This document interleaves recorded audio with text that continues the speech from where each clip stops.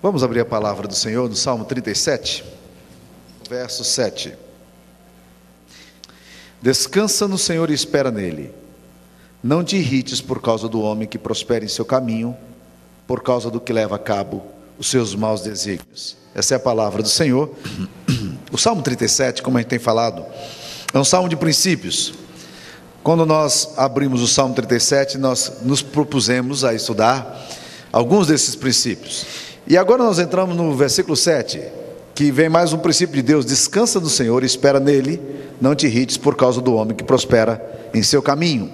E nós queremos então falar hoje sobre o princípio do anti-estresse, o princípio de descanso em Deus. E meus amados irmãos, eu quero já começar fazendo, ao abrir esse texto para estudar com os irmãos, dizer que para mim, esse é um dos textos mais desafiadores de todos esses princípios aqui. Porque facilmente eu sou capaz de perder a minha alegria e viver com o meu coração intranquilo. Não precisa muita coisa. Facilmente, quando as coisas fogem um pouco do controle da minha vida, eu já começo a ficar, e a Sara diz: calma, calma, calma, Deus está no controle, está tudo certo. Descansar em Deus parece uma coisa meio complicada para nós, particularmente para mim. A vida moderna pode ser resumida para mim em 3 palavras: pressão, preocupação e agitação. O fato é que nós somos uma geração cansada. Eu tenho visto pastores cansados. Alguns dias atrás eu vi um desabafo de um pastor na revista Ultimato: estou cansado, e uma série de cansaços. Eu tenho visto muitos crentes cansados absolutamente prostrados. A sensação que eu tenho é aquela mesma sensação que está descrito no livro de Jeremias, capítulo 45, quando Deus fala a Baruque, dizendo o seguinte: assim diz o Senhor, o Deus de Israel, a você, Baruque, você disse: ai de mim, o Senhor acrescentou tristeza ao meu sofrimento, estou exausto de tanto gemer e não encontro descanso. Baruque estava dizendo isso, e Deus vem dizer para ele: Baruque, eu tenho uma palavra para você. Ou seja, na verdade, essa questão do descanso, a gente vai olhar, Baruque estava lá agitado, estava preocupado, estava se sentindo pressionado. Você vai para a Bíblia, no Novo Testamento também, você encontra uma mulher chamada Marta, absolutamente agitada e preocupada, a ponto de censurar o próprio Deus, porque ela achava que Deus estava fazendo as coisas erradas, e que Deus devia tomar uma providência em relação à sua irmã Maria. Ou seja, parece-nos que essa questão de estar cansado não é uma questão da nossa época. Aliás, eu tenho aprendido que muitas das nossas novidades, muitas vezes não são tão novas assim. Alguém disse que nós vivemos sempre uma síndrome de Adão, mas que quando Adão estava saindo do Éden, Eva estava muito triste, e Eva então virou para Adão e reclamou da vida. E Adão deu um abraço em Eva e disse: Eva, não fique assim, essa vida é muito agitada mesmo, nós estamos passando por uma fase de transição. Muitas vezes a sensação que eu tenho é exatamente essa, porque nós vivemos constantemente assim, a mente agitada, preocupado com as contas a pagar, as demandas da vida, as solicitações, necessidades reais ou criadas, o pai de família preocupado no sustento da família, a mãe preocupada como vai administrar a casa. Os nossos filhos adolescentes já sofrem uma pressão imensa. Existem algumas pressões aí pré-vestibulares que são absolutamente insanas, e os nossos filhos ficam loucos com esse negócio, absolutamente cansados. Eu encontrei um moço algum tempo atrás, que e conversando sobre essa questão da agitação da vida, ela me disse uma coisa que eu não vou esquecer. Ela falou o seguinte: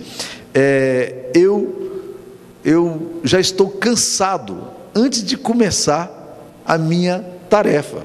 Eu estou cansado antes de começar a trabalhar. Já estou pensando na minha aposentadoria.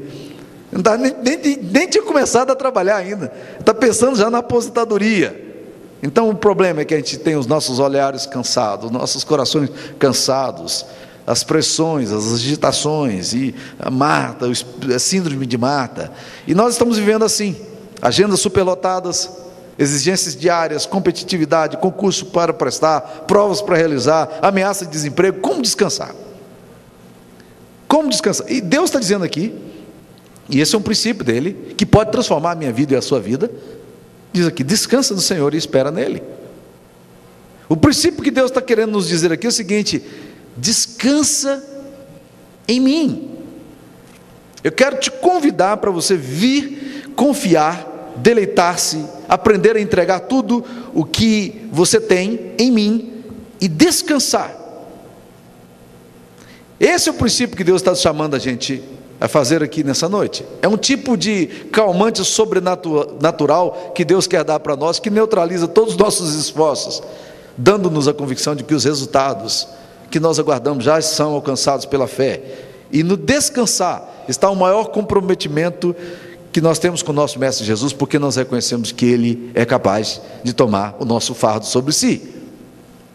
A palavra de Deus está nos convidando a descansar e esperar. Isso tem a ver com a confiança em Deus, com a nossa entrega. Descansar e esperar é o resultado de pessoas que se deleitam em Deus. Esse é o convite de Deus, que Deus está nos fazendo aqui, para que a gente aprenda a descansar.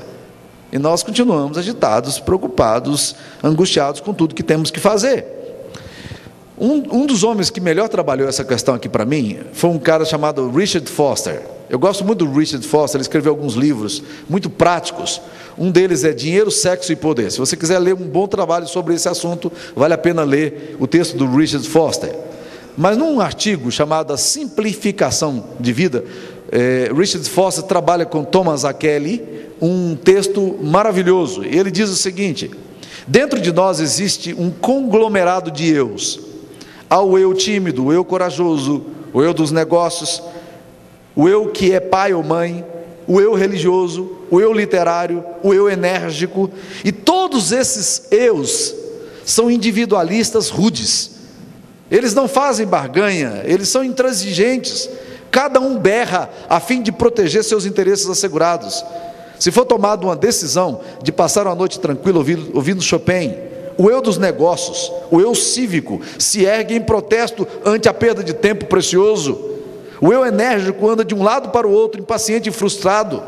O eu religioso nos relembra das oportunidades perdidas de estudo ou contato evangelístico. E se a decisão é de aceitar uma nomeação para o Conselho de Serviços Humanos, o eu cívico sorri de satisfação, mas todos os eus excluídos fazem obstrução. Aí ele diz: não admira que nos sintamos perturbados e divididos. Deus nos convida a descansar.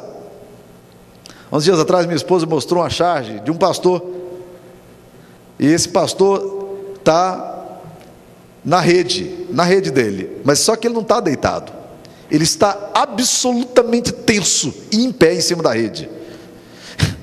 E a esposa dele tenta falar para ele, dizendo assim: querido, você foi para a rede para descansar. Ele está absolutamente tenso em cima da rede, em pé, ele não quer deitar não. Há pessoas que parecem viver como esse pastor da charge, estão absolutamente tensos o tempo todo. E esse texto que nós estamos ensinando aqui na palavra de Deus, que Deus nos convida a experimentar, não faz nenhum sentido para pessoas assim. No entanto, essa é a palavra de Deus. Lembra que a gente fala sobre princípio aqui? Princípio você pode obedecer ou não obedecer. Princípio você pode seguir ou não seguir. O problema é que quando você não segue os princípios de Deus, você perde as bênçãos de Deus. O problema é que quando você não aprende esses princípios de Deus, você não experimenta a alegria que você tem em viver como servo amado de Deus. Nós estamos vivendo assim. Nós não conseguimos organizar nossas prioridades, nós não conseguimos organizar nosso tempo, e nem os nossos muito eus. Eu não sei se você já se sentiu, mas é muito comum acontecer isso, de pessoas que saem de férias e se sentem culpadas por estarem de férias. Eu encontrei um pastor uma vez que me disse, ele não falou com tristeza não, ele falou com orgulho. Ele disse para mim: eu tenho 27 anos de ministério, durante 27 anos de ministério, eu não tirei férias. E eu assim, querendo respondê-lo, mas falei: não vou responder não, né? Eu queria dizer para ele: rapaz, você perdeu uma grande chance na sua vida de seguir mais um princípio de Deus e obedecer mais uma exortação do Senhor.